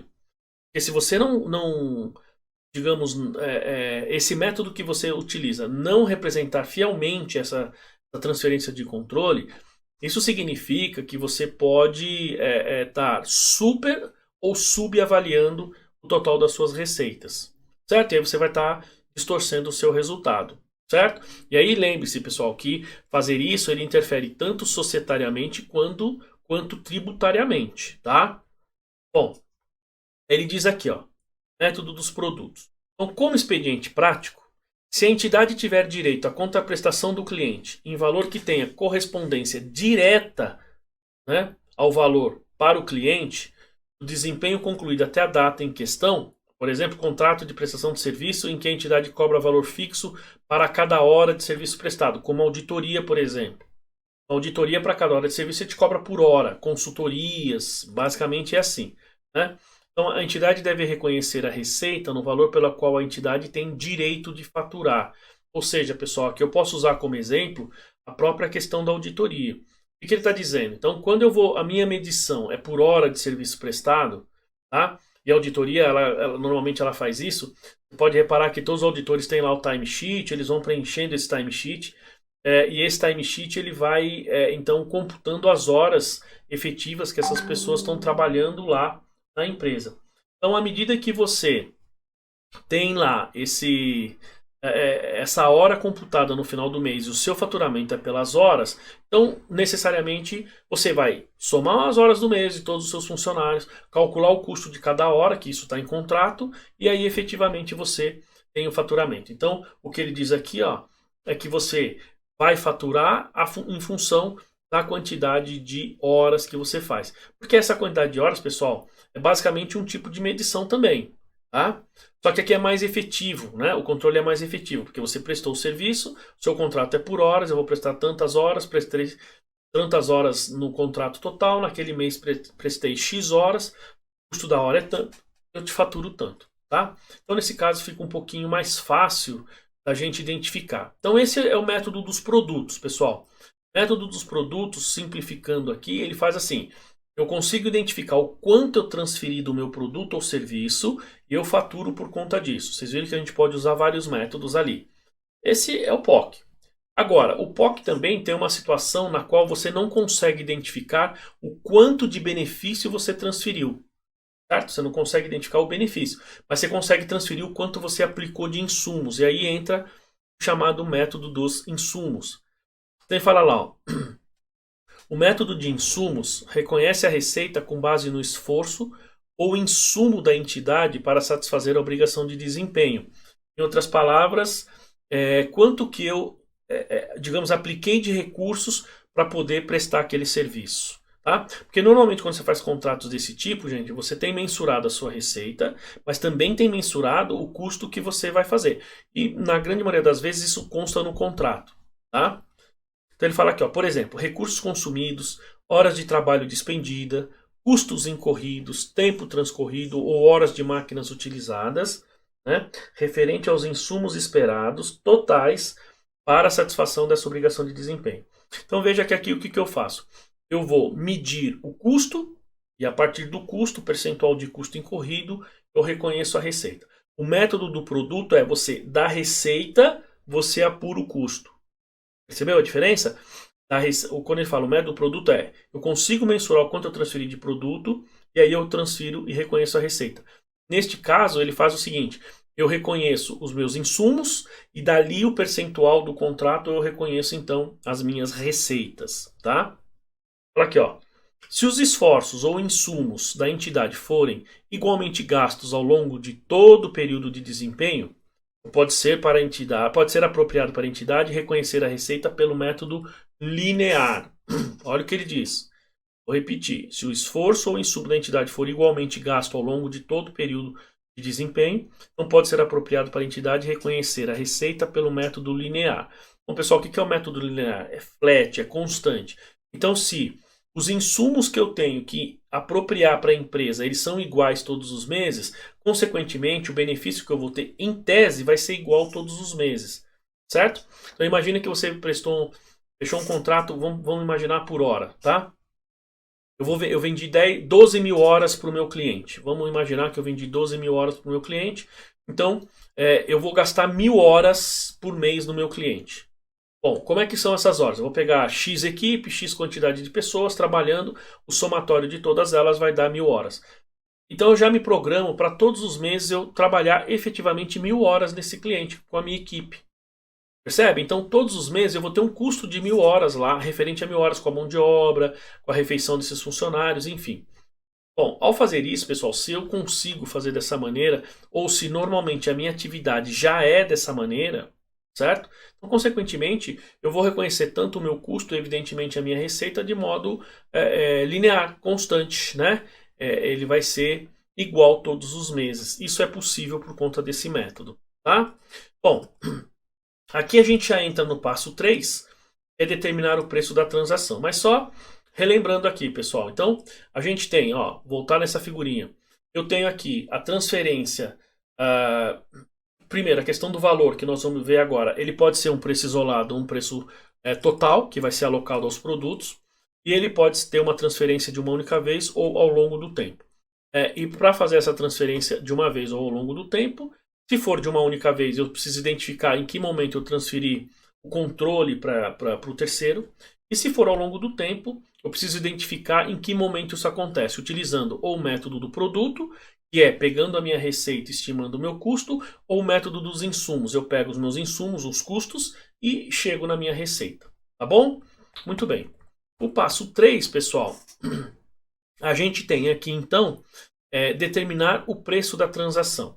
Então, veja, se eu tenho um contrato, esse contrato prevê que eu tenho lá uma obrigação de desempenho e eu cumpro essa obrigação de desempenho, eu preciso saber qual o valor dessa obrigação de desempenho, qual vai ser o valor que eu preciso receber se eu for o prestador de serviço ou o vendedor. Ele fala aqui, ó. Considera-se os termos do contrato e as práticas de negócios usuais da entidade. Então, gente, também, você pode reparar que aqui ele sempre leva em consideração os chamados usos e costumes, aquilo que a sua empresa está acostumada a fazer. Então, isso precisa ser considerado. É valor da contraprestação a qual a entidade espera ter direito em troca da transferência de bens ou serviços. Então, o preço da transação é o valor que eu espero, no qual eu falei assim, olha, veja, ele fala que é o valor que eu espero receber. Então, eu prestei o serviço, entreguei a mercadoria, qual valor eu espero receber? Este valor vai ser a minha receita, tá? Ele fala aqui, ó, exclui-se as quantias cobradas em nome de terceiros. Bom, então se eu sou, digamos, um intermediário, sou uma imobiliária, eu recebo o aluguel do inquilino, né? E repasso isso para o proprietário do imóvel, veja, eu vou considerar como minha receita somente aquela parte que é minha. Aquilo que eu recebi em nome de terceiros é simplesmente um dinheiro transitório, não faz parte da minha receita. Não é receita, tá? Bom, ele fala aqui, ó, pode-se incluir montantes fixos, variáveis, ambos, inclusive componente financeiro, tá? Ele fala aqui, ó, logo, por conta desses montantes fixos ou variáveis aí, que nós vamos ver lá na sequência, ele fala aqui, ó, então logo deve considerar os efeitos de todos os itens a seguir. Olha o que ele fala aqui, ó. Esses itens a seguir, então, imagina que quando eu estou formando o meu preço, eu preciso considerar se eu vou ter desconto, se eu vou ter abatimento, se eu vou ter juros, se eu não vou ter juros, se eu vou ter valor presente, tá? Olha o que ele fala aqui, ó. A. Contraprestação variável e restrição de estimativa dessas, né, que seriam essas contraprestações. Fala, ó, descontos, abatimentos, restituição, crédito, concessão de preço, incentivos, bônus de desempenho, penalidade. Então vejam que todos esses itens aqui, pessoal, eles precisam ser considerados. Porque quando eu faço um determinado preço, né, para eu alocar esse preço, eu preciso ter lá em mente que X eu estou dando de desconto. Então, consequentemente, o meu preço da transação ele vai ser alterado. O item B ele fala a existência de componentes financeiros significativo. Eu fiz uma venda a prazo de 36, 50 meses, tá? Ou seja, bastante tempo. Significa que ali eu tenho o componente de juros embutidos. E pelo CPC 12, tá? Você vai ter que trazer isso ao valor presente. Trazendo ao valor presente, significa que você vai ter, digamos, uma receita em tese menor. A sua receita ela vai ser completa ao longo do tempo, mas naquele momento ela não é efetiva, porque os juros ainda não incorreu. Isso precisa ser levado em consideração. Outro ponto, a contraprestação não monetária dado pelo cliente. Então aqui o que ele fala, ó, então a contraprestação não monetária, ou seja, a contraprestação é o pagamento, só que aqui ele fala a contraprestação não monetária. Então de alguma maneira eu vou receber, mas não com dinheiro, tá? Fala aqui, ó, então valor justo do bem, caso contrário usar como referência o preço de venda ou serviço prometido ao cliente em troca da contraprestação. Essa situação é o seguinte, imagina que eu estou te vendendo uma mercadoria e assim, você fala o seguinte, olha, tudo bom, eu preciso dessa mercadoria, só que eu não tenho dinheiro. Então eu vou te pagar com serviço, eu presto serviço para você. Então olha só, como é que eu vou alocar o preço, como é que eu vou reconhecer a receita se eu não vou receber dinheiro? Você percebe? Então eu preciso levar em consideração esse efeito ou esse aspecto não monetário. Eu estou fazendo uma troca. Seja aí no caso de serviços, como foi o exemplo, mas pode ser mercadoria. Fala, ó, vamos trocar a mercadoria. Eu te dou uma mercadoria e você me dá outra. Tá? Então veja aqui, qual o valor, como que eu vou considerar esse preço? Como é que eu vou alocar? Ele fala, ó, o valor justo do bem, ou seja, o valor justo no qual eu estou transferindo. Ó. Caso contrário, usar como referência o preço de venda do produto prometido. Em tese, aqui nós estamos falando de preço de saída. Veja o que ele diz aqui. Então você vai usar o seu preço de saída, o valor justo que você venderia. Se você não tiver essa referência, normalmente você tem, então você usa o preço de entrada, que é o preço que, em tese, a pessoa iria pagar para você, tá? Ó, e o dele fala contraprestação a pagar ao cliente, tá? Então se ele fala aqui, pode ser valor à vista, pode ser crédito, pode ser cupom, pode ser voucher, enfim. Como é que isso vai ser pago, né? Então, muitas vezes é cupom, e no cupom você tem desconto, percebe? Então, você tem vários itens, digamos, variáveis, que tem que ser levado em consideração aí nesse processo, então, para você determinar o preço da transação. Aí ele diz, ó, aqui você tem o método do valor esperado e você vai ter aqui o método do valor mais provável. Então, na hora que você está fazendo essas considerações aqui, você precisa ver se você está falando do método esperado ou do valor mais provável, que são métodos diferentes. Vamos ver o que são e como são esses métodos. Ele fala aqui, ó. O método do valor esperado consiste no somatório dos montantes possíveis de receber ponderados pelas respectivas probabilidades, tá? Então veja, ele vai fazer o quê? Ó, o valor que você espera receber. Então ele é o somatório dos montantes possíveis de receber ponderado pelas respectivas probabilidades. Normalmente esse método aqui, você vai perceber, ele acontece quando você tem vários produtos e você vende num só. Por exemplo, esse tipo de combo que eu citei para vocês, tá? Ó, exemplo, o preço contratual de determinado produto é de R$ 99,00. Entretanto, em função de descontos a serem concedidos pela qualidade do produto, a contrapartida pela entrega desse produto tem 30% de probabilidade de ser 80, 40% de ser 90 e 30% de ser 99. Então vou repetir. O preço contratual de determinado produto é R$ 99,00. Eu falo, entretanto, em função de descontos a serem concedidos pela qualidade do produto, a contrapartida desses produtos tem 30% de probabilidade de ser 80, 40% de ser 90 e 30% de ser 99. Imagina o seguinte, como é que eu vou reconhecer a receita de uma cesta, por exemplo, aquelas cestas de brindes que a gente faz, cesta de café da manhã. Então você tem, ali é um exemplo que eu estou dando esse exemplo justamente pelo que está escrito ali, por conta da qualidade dos produtos. Então como a qualidade muda, consequentemente você tem preços diferentes. Aí fala, mas espera aí, mas eu estou vendendo uma cesta, eu sei o valor daquela cesta. Tá, mas você tem que lembrar que ali dentro você vai ter chocolate, ali dentro você vai ter, sei lá, uma cerveja importada, você vai ter um torrone, você vai ter, enfim, bombom, sabe? Você vai ter diversos produtos. Cada produto você adquiriu e você tem um custo individual. Consequentemente, se você fosse vender esse produto de forma individual, você teria um preço separado, tá? Que seria diferente do preço do conjunto todo. Bom, então aqui ele dá o exemplo, aqui ele mostra um quadro, ó. Então vamos lá. Por exemplo, então vamos supor que eu vou vender uma cesta, tá? Então, ó, 80 reais, eu tenho uma probabilidade de vender 30%. Então meu valor ponderado seria 24, ou seja, 30% de 80. Se for 90 reais, a minha probabilidade de recebimento, né, ou de venda, seria 40%, que dá 36. Se for 99 reais, então eu tenho aqui 30% de probabilidade, consequentemente o meu preço, o meu valor ponderado seria 29. Somando os três aqui, ó, me dá 89 reais. Ou seja, nesse caso aqui, ó, qual o valor que eu espero obter de receita? Esses 89 reais e 70 centavos. Por quê? Porque quando eu vendo os meus produtos, né, eu estou então, eu sei que eu tenho uma probabilidade diferente para cada tipo de produto diferente. Então, consequentemente, eu teria uma receita de R$ 89,70, tá? Mas esse é o método do valor mais esperado. Ele fala aqui, ó. Aqui é o método do valor mais provável. Esse aqui é o método do valor esperado. Aqui você espera receber isso. Aqui é o valor mais provável. Então ele diz assim: uma empresa varejista de roupas, no final de um determinado mês, uma empresa varejista de roupas celebrou no final de um determinado mês 100 contratos de vendas, pelos quais transferiu a seu cliente 100 peças de vestuário, recebendo à vista R$ 60 reais, em contrapartida por peça transferida. Bom, essa entidade também concede aos seus clientes o direito de devolução de peças não usadas no prazo de 30 dias após a compra, e o reembolso do valor pago pelo cliente, caso decida devolver a peça. Ele fala, ó, eu vendi, fiz um contrato com 100 peças, transferi essas 100 peças de vestuário e recebi 60 reais.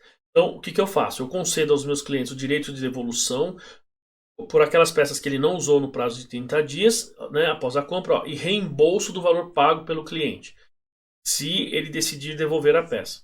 Então, ó, veja que aqui, pessoal, então, essa é a característica da empresa. Agora, veja que ele tem a probabilidade que isso acontece. Veja, ele fala aqui, ó, então a empresa estima que 97% das suas vendas não serão devolvidas. a margem de vendas é de 50%. Então ele fala que 97% daquilo que ele vende, o pessoal não devolve. Só 3% é devolvido, tá? Então ele teria aqui, ó, vamos supor, como ele vendeu, ó, como ele vendeu aqui 100 peças a R$ 60, então a receita dele em tese seria R$ 6.000, que é o que a gente vê aqui, ó.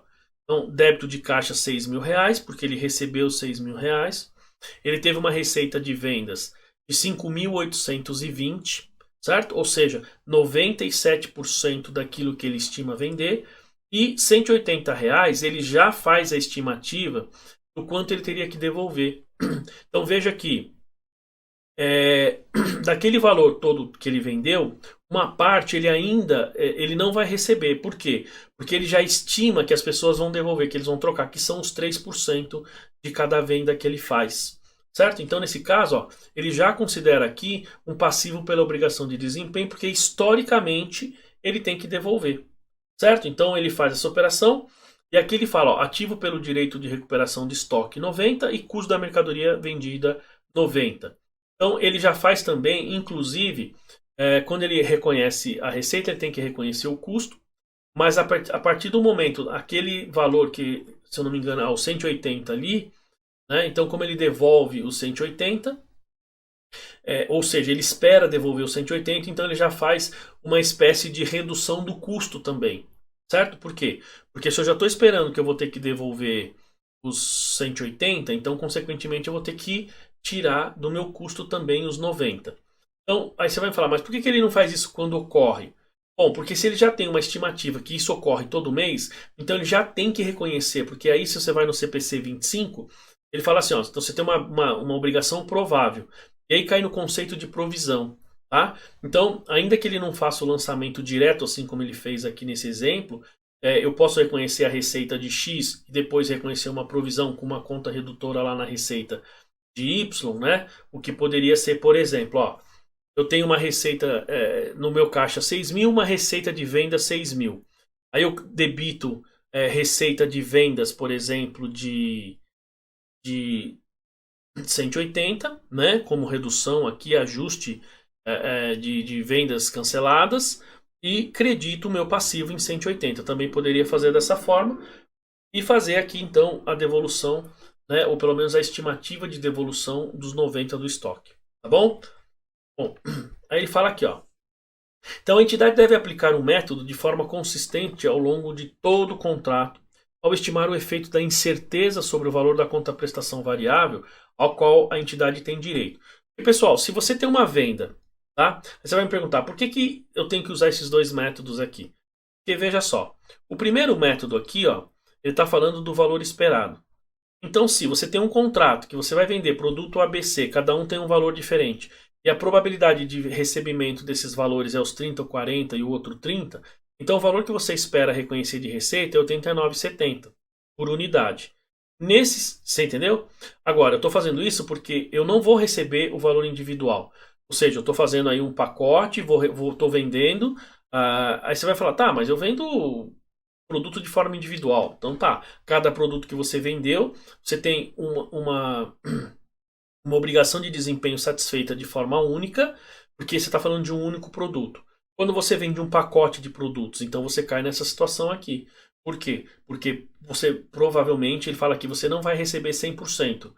Por quê? Porque você vai ter que dar desconto, você vai ter que ver aí se você tem voucher, se você tem bônus, ou se você tem, digamos, uma perda aqui esperada, né? Ele já considera, nesse exemplo aqui, ó, de transferência de bens, ele já considera, digamos, uma perda, uma devolução de 3%, porque historicamente ele sabe que é 3%. Então ele já reconhece, digamos, essa redução na receita. Tá? E esse é o procedimento correto de se fazer. Bom, então ele fala aqui que a gente tem que então aplicar esse método de forma consistente sobre o efeito dessa incerteza. Por isso que a gente tem que usar um método ou outro. Se você vende um produto e tem certeza que vai receber, você não vai aplicar esses métodos, tá? Ó, a entidade deve considerar todas as informações históricas, atuais e previstas que estejam razoavelmente disponíveis à entidade e deve identificar um número razoável de possíveis valores de contraprestação. Ou seja, você vai ter que fazer uma estimativa bem apurada. considerando passado, seu presente e projeções futuras, tá? Bom, as informações que a entidade utiliza para estimar o valor da contraprestação variável normalmente são similares às informações que a administração da entidade utiliza durante o processo de planejamento e proposta ao estabelecer preços para os bens ou produtos. Ou seja, pessoal, quando eu estou usando um método, como é que eu vou definir esse método? Normalmente eu tenho que identificar como que a administração faz para ela fazer o planejamento financeiro dela, para ela fazer o planejamento de vendas, certo? Então, quando eu faço esse planejamento, quando eu estou utilizando esse planejamento, eu, administrador, então eu lá na minha parte de reconhecimento de receita, eu posso usar essa mesma metodologia. É isso que ele indica aqui, né? E a gente tem aí o chamado passivo de restituição, pessoal, né? Que é o seguinte, ó. Então, a entidade deve reconhecer um passivo de restituição se receber contraprestação do cliente e espera restituir a totalidade ou parte dessa contraprestação ao cliente. Se de alguma maneira eu fiz uma operação com o cliente e eu preciso ou espero devolver uma parte ou a totalidade, então eu tenho lá o meu passivo de restituição. Bom, o passivo de restituição deve ser mensurado pelo valor da contraprestação recebida ou a receber, em relação à qual a entidade não espera ter direito, ou seja, valores não incluídos no preço da transação. O passivo de restituição ele deve ser atualizado ao final de cada período de relatório para refletir as alterações nas circunstâncias. E para contabilizar esse passivo de restituição relativo à venda com direito de retorno, então a entidade deve aplicar a orientação dos itens B20 ou B27 dessa própria norma. Na verdade, pessoal, o passivo de restituição é basicamente este último exemplo que a gente viu aí. Então, você faz um contrato, tá? E de alguma maneira ali no contrato você vai ter que devolver uma parte do dinheiro para outra empresa. Por exemplo, você pode pensar em um contrato de, digamos, de calção. Tá? Então, normalmente a gente faz um depósito de calção, eu tenho lá um direito a receber. A outra parte, ela vai ter então um passivo de restituição. Ou seja, ao final do contrato, ela vai ter que me devolver esse dinheiro. Você percebe? Então, a parte do valor ela tem que me devolver. Então, eu já crio esse passivo. E como esse passivo? Pela contraprestação, basicamente. Seria digamos, o melhor método. Então, o valor que eu recebi ou o valor que eu devo devolver, se já está mensurado, esse é o valor que eu preciso considerar, então, nesse passivo de restituição. Tá certo? Ó, deve reconhecer um passivo se receber contraprestação do cliente e espera restituir a totalidade. Acho que o depósito em calção é o melhor exemplo que a gente tem. Então, eu do lado fiz o depósito, eu tenho um ativo, a outra ponta tem efetivamente um passivo de restituição. Tá? E o item 4, pessoal, estamos caminhando aí para o final. O item 4 ele fala aqui, alocação do preço da transação às obrigações contratuais de desempenho. Tá? Bom, ele fala aqui, ó, o que é essa alocação, então? Você mediu, você sabe, você tem um contrato, você sabe, identificou lá a sua obrigação de desempenho, então você identificou em que momento você transfere esse risco e benefício, né? O método que você vai utilizar para apurar essa receita, como que você vai alocar, e aqui então a gente vai efetivamente fazer a alocação. Ele diz assim, ó, se um contrato de venda possuir uma única obrigação de desempenho, ou seja, não há que se falar em alocação, pois o preço da transação já é o preço da obrigação individual, tá? Então o que ele está falando? Eu estou te vendendo essa calculadora aqui, tá? Então quando eu te vendo essa calculadora, a minha obrigação de desempenho, tá aqui, eu te entrego a calculadora, então não tenho que você falar em alocação de preço, porque o preço é específico dessa operação e eu vou receber por essa operação.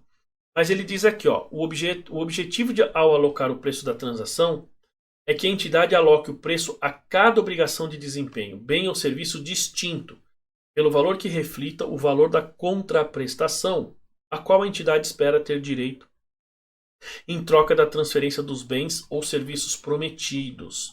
Tá? Então veja que aqui, pessoal, ele tem... Imagina que num contrato só, eu estou vendendo, por exemplo, pega uma operadora de telefonia, né? Você pega lá uma loja de celulares, ela vende para você o celular, vende o plano de família, por exemplo, e vende para você o plano de, sei lá, sei lá, e vende um outro serviço qualquer, tá? Um serviço de ligação internacional, por exemplo. Então veja que eu tenho três itens aí para alocar nessas obrigações de desempenho, porque cada um desses itens, veja, então se eu for comprar cada um desses itens individualmente, eu tenho X produto, certo? X valor. Agora, se eu for comprar eles num pacote, eu tenho valores independentes. E aí é o seguinte, imagine que você pagou à vista, mas cada obrigação de desempenho vai acontecer num momento diferente. Então, ó, a gente cai aqui, ó, alocação do preço da transação às obrigações contratuais de desempenho. Então, o objetivo de alocar o preço da transação é que a entidade aloque o preço a cada obrigação de desempenho. Pode ser a entrega do aparelho celular, a prestação de serviços, uma garantia estendida, né, um serviço de manutenção. Você tem vários itens aí, tá? Pelo valor que reflita o valor da contraprestação a qual a entidade espera ter direito. Né? Então, se eu vou, digamos, prestar esse tipo de serviço, eu preciso identificar todas as minhas obrigações de desempenho, o período em que elas vão ocorrer, o momento em que eu vou transferir e o benefício que eu espero obter com elas, ou seja, a minha contraprestação pela minha prestação de serviço. Tá certo? Então isso vai fazer com que eu tenha aí a minha alocação de forma adequada para cada um dos produtos ou serviços que você está vendendo. Tá? Muito bem. Aí a gente chega aqui no passo 5, que é o último passo. Né? Ele fala aqui, ó, então reconhecer a receita quando ou à medida que a obrigação de desempenho for satisfeita. Então ele fala reconhecer a receita quando ou à medida que. Então quando a obrigação de desempenho for satisfeita ou à medida que essa obrigação de desempenho vai sendo satisfeita. Ele diz aqui, ó, o CPC 47 define o controle do ativo como a capacidade de direcionar seu uso e obter os benefícios remanescentes do ativo. Então esse conceito aqui ele está lá hoje no CPC 0, na segunda revisão, e também no CPC 36, que fala de consolidação, porque ele fala o conceito de controle. Tá? Quanto que você tem o controle? Bom, eu tenho o controle de determinados ativos quando eu consigo não só direcionar o benefício, mas também restringir o acesso de terceiros a esses benefícios. Tá? Então é isso que ele fala ali. Ele fala, ó, importante destacar que também controla um ativo a entidade que for capaz de evitar que outras entidades direcionem seu uso e obtenham benefício do ativo. Perceberam? Então assim, eu tenho o benefício e eu restringo esse benefício para terceiros. Isso mostra que eu tenho o controle do ativo. A pergunta que fica é desempenho ao longo do tempo. É POC ou não é POC? Bom, essa pergunta está aí, pessoal, porque quando saiu esse CPC ou quando ele estava para ser publicado, tinha muita dúvida, porque muitas pessoas falam, não, acabou o POC, não existe mais a forma de reconhecer receita ao longo do tempo. Isso surgiu principalmente por conta das construtoras, porque o que as pessoas, principalmente as construtoras, questionavam é que pelo entendimento do texto até aquele momento eles falavam assim, a partir de agora a gente vai reconhecer a receita na entrega das chaves. Só que uma construtora demora 2 anos para construir um prédio aí, né, de apartamento. Então você imagina, ela vai passar 2 anos tendo custo ou 2 anos reconhecendo esses gastos no ativo e depois, ainda o que ela tiver de venda nesse caso, como ela não transferiu o risco e benefício, então ele também ficaria lá no ativo como uma espécie de conta redutora e você ficaria com um líquido lá e só realizaria depois quando você entregasse a chave. Mas veja, pessoal, isso não reflete necessariamente o processo de construção e entrega desse ativo para terceiros. Então, nesse caso, a CVM veio e bateu o martelo e disse o seguinte, não, construtora, capital aberto é POC, tem que reconhecer pelo modelo Percentage of Completion, tá certo? Então, essa pergunta ficou porque houve muito questionamento na época, mas hoje isso já está um pouco mais pacificado e as pessoas já sabem que efetivamente continua o POC do mesmo jeito, tá? Fala aqui, ó. Ao reconhecer a receita, então a empresa deve reconhecer os custos referentes a esses contratos. Princípio da competência, confronto entre receita e despesa. Se eu reconheço a receita, consequentemente eu também preciso reconhecer os custos relacionados a esse contrato. Por isso que a gente viu lá atrás dizendo o seguinte, olha, então o método do produto eu tenho a minha receita e reconheço o meu custo. Ou o método dos insumos, eu não consigo estimar a minha receita de forma direta, então eu vou lá, eu reconheço o meu custo, consequentemente a minha receita de forma proporcional. Tá? Ele fala aqui, ó, então a entidade deve reconhecer como ativo os custos incrementais para obtenção de contrato com o cliente, se a entidade espera recuperar esses custos. Então ele fala aqui, então, o que são esses custos incrementais? São gastos adicionais que a empresa tem única e exclusivamente para conseguir esses contratos. Então, quando ela tem esses contratos, esses gastos adicionais, eles vão ser realizados ao longo do tempo, ou seja, eu vou ter que ir reconhecendo à medida que esses contratos vão gerando receita. Então, enquanto ele não gera receita, efetivamente eu mantenho eles no ativo. Por quê? Porque eu vou ter que confrontar eles ficariam como se fosse uma despesa antecipada. Basicamente o mesmo conceito. Ficaria lá no meu ativo, tá? Como custos a incorrer lá. E à medida que eu ganhei esse contrato, estou gerando receita, então eu vou amortizando ao longo do tempo. Agora, gastei dinheiro com esses contratos, não obtive o contrato, despesa direto, tá? Tenho que reconhecer no resultado direto. Bom, olha o que ele fala aqui, ó. Custo incremental para obtenção do contrato são os custos em que a entidade incorre para obter o contrato com o cliente que ela não teria incorrido se o contrato não tivesse sido obtido. Por exemplo, comissão de venda, tá certo?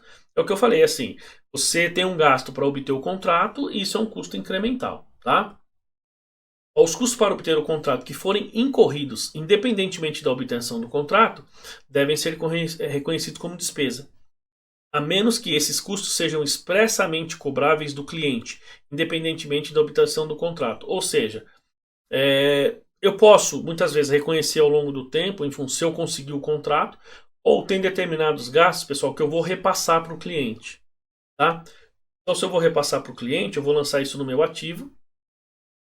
Não posso lançar como resultado, porque quem vai reconhecer isso é o meu cliente. Por exemplo, você foi lá e foi instalar uma banda larga na sua casa, aí a empresa que foi fazer a instalação da banda larga instalou um modem para você, ela te cobrou esse modem. Tá? Então veja que é o seguinte, pessoal, ela está cobrando pelo modem, então é assim, ela tem um custo por conta desse modem, tá? Só que ela não pode lançar como custo, porque esse valor que ela vai, em tese, receber de você, a princípio não seria receita. Por quê? Porque ela está simplesmente fazendo aí uma compra para instalar, faz parte da prestação do serviço. Se ela não reconhece como receita, então, em tese, não faria parte da prestação do serviço. Certo? É mais ou menos nessa linha, né? Que ele está fazendo aqui. Então, é custo para obter o contrato, que forem incorridos, independentemente da obtenção do contrato, deve ser reconhecido como despesa. Tá? Agora, a menos que esses custos sejam expressamente cobráveis do cliente, ou seja, você vai ter um custo no contrato, esse custo ocorre única e exclusivamente por conta desse contrato e você, contratualmente, está escrito que você vai recuperar esse custo do cliente. Então não é custo seu, é custo do cliente. Tá? Ele fala aqui, ó, você tem também o custo para cumprir o contrato. Né? Então, ó, se os custos incorridos no desempenho do contrato com o cliente não estiverem dentro do alcance de outro pronunciamento, por exemplo, se for estoque, ou se for imobilizado, ou ativo intangível, então a entidade deve reconhecer o ativo a partir dos custos incorridos para cumprir o contrato, somente se esses custos atenderem os seguintes critérios, ou seja, custos de desempenho, né, com o cliente, se não estiverem dentro do alcance, se não for estoque, não for imobilizado ou ativo intangível, então a entidade deve reconhecer o ativo a partir dos custos incorridos para cumprir o contrato, somente se esses custos atenderem aos seguintes critérios. Então, você imagina que eu tenho lá um determinado ativo, eu tenho que reconhecer custos desses ativos, tá certo? Por conta desses contratos que eu vou ter. Só que aí eu faço o seguinte, olha, eu vou ter que reconhecer isso aqui a partir, né, somente se esses custos atenderem os seguintes critérios. Ou seja, eu vou lançar no meu ativo, exceto se for estoque, imobilizado ou intangível, porque aí automaticamente eles entrariam nesses grupos, tá? Fora isso, eu teria que atender aqui o seguinte, ó. Os custos referem-se diretamente ao contrato ou ao contrato previsto que a entidade pode especificamente identificar. Por exemplo, custos relativos a serviços a serem prestados, de acordo com a renovação do contrato existente, ou custos para projetar o ativo a ser transferido de acordo com o contrato específico, que ainda não foi aprovado. B. Os custos geram ou aumentam recursos da entidade que serão usados para satisfazer ou para continuar a satisfazer, se o seu contrato estiver em andamento, a obrigação de desempenho no futuro. E espera-se que esses custos sejam recuperados. Tá? Então, quando eu tenho esses itens aqui, eu tenho que reconhecer esses valores no ativo para depois ir dando baixa e amortizando esses itens, tá? Ele fala aqui, ó, então, aqui ele tem amortização e redução ao valor recuperável. E veja só, pessoal, esses ativos que a gente reconhece, né, digamos, esses direitos que a gente tem de recuperar custos do contrato, como ele fala aqui, também estão sujeitos aí ao impairment, tá? Ou amortização, como eu falei agora há pouco, ou a redução do valor recuperável. Então ele fala, ó, o ativo reconhecido de acordo com o item 91 ou 95, que são esses itens anteriores aqui, tá? Devem ser amortizados em base sistemática que seja consistente com a transferência ao cliente dos bens ou serviços aos quais o ativo se refere, tá? Ou seja, pessoal, como eu disse a vocês, basicamente como se fosse uma despesa antecipada, digo o mesmo conceito. Reconheço lá e depois eu vou amortizando mês a mês, tá? Ou à medida em que eu transfiro parte desse contrato para o cliente. Bom, o ativo pode se referir a bens ou serviços a serem transferidos de acordo com o contrato previsto específico, tá? Bom, então se eu tenho um contrato de forma específica lá, e não precisa ser necessariamente reconhecimento de forma linear, pode ser de forma diferente, desde que esteja, digamos, especificado isso no contrato. E o outro item ele fala aqui, ó, a entidade deve atualizar a amortização para refletir uma alteração significativa na época esperada pela entidade de transferência ao cliente dos bens ou serviços, aos quais o ativo se refere. Esta alteração deverá ser contabilizada como mudança na estimativa contábil, né, na estimativa contábil de acordo com o CPC 23. Ou seja, aquilo que eu reconheci até o momento, digamos, dessa segunda, digamos, alteração, nessa época na qual estou fazendo essa análise de entregar esse bem aí para o cliente, então eu preciso fazer uma avaliação. Digamos que se o meu critério, não pode ser até o critério, tá? Mas digamos que o meu valor de amortização ele seja alterado, então consequentemente, tá? Consequentemente, eu preciso então revisar essa minha estimativa. O que eu reconheci para trás mantém, eu não posso mexer, mas dali para frente, como diz o CPC 23, uma mudança de estimativa é um reconhecimento prospectivo. Daquele momento para frente, eu preciso então mudar meu critério de reconhecimento, tá? Então, ó, a entidade deve reconhecer a perda, aí falando do impairment, né, ao valor recuperável no resultado, na medida em que o valor contábil do ativo reconhecido, né, de acordo com o item 91 e 95 que nós vimos agora há pouco, exceda o valor restante da contraprestação que a entidade espera receber em troca dos bens ou serviços ao quais esse ativo se refere, menos os custos que se referem diretamente ao fornecimento desses bens ou serviços e que não foram reconhecidos como despesa. Ou seja, eu estou produzindo ativos, eu estou produzindo para vender isso para o cliente e isso me gera gastos adicionais, que são esses gastos incrementais, tá? Então, eu preciso, no momento lá da perda, a cada fechamento, reconhecer, fazer um impairment, inclusive, desses ativos que eu estou produzindo aí, para ver se não teve perda, né? Se ele teve perda, pessoal, então eu preciso reconhecer e, consequentemente, eu preciso abater os valores que estão lá no meu ativo que eu ainda não mandei para resultado, tá? Como ele fala aqui, ó, vou pegar o restante da contraprestação, aquilo que eu espero receber, que vai ser o meu benefício, menos os custos que ainda estão lá no meu ativo, que eu ainda não transferi para resultado, por conta da competência, tá? E, por último, pessoal, ele fala aqui a questão da divulgação, né? Fala aqui a questão, deixa eu ver, acho que eu pulei aqui, não, pulei um slide aqui, ó, pulei um slide. Antes de entrar na divulgação, deixa eu só falar esse slide aqui, né? Eu pulei. Bom, ele fala aqui, ó. Então, pensando então nesse reconhecimento da receita, ele diz assim, ó. Quando que isso vai acontecer? Pode ser aqui, ó, ao longo do tempo ou num momento específico. Então, ó, o cliente recebe os benefícios com desempenho. Não é preciso que outra pessoa reexecute o desempenho. Por exemplo, serviço de limpeza, navegação, tal. Então, se eu tenho essa situação, sim, então eu vou reconhecer ao longo do tempo. Se não, aí eu tenho lá, ó, isso melhora um ativo que o cliente cria ou melhora um ativo que o cliente controla. Por exemplo, casa em terreno do cliente que eu estou construindo. Se sim, então eu vou reconhecer a receita, transferir o controle ao longo do tempo. Se não, fala aqui, ó, não, cria um ativo com uso alternativo ou um direito de pagamento pelo trabalho realizado até o momento. Exemplo, relatório de auditoria, como eu citei para vocês. Se sim, então eu vou reconhecer ao longo do tempo. Se não, é um momento específico, tá? Era isso que eu queria falar para vocês aí. Aí, ó, para a gente finalizar aqui então, pessoal, ele fala aqui da divulgação, ó. Então, o objetivo dos requisitos de divulgação consiste em que a entidade divulgue informações suficientes.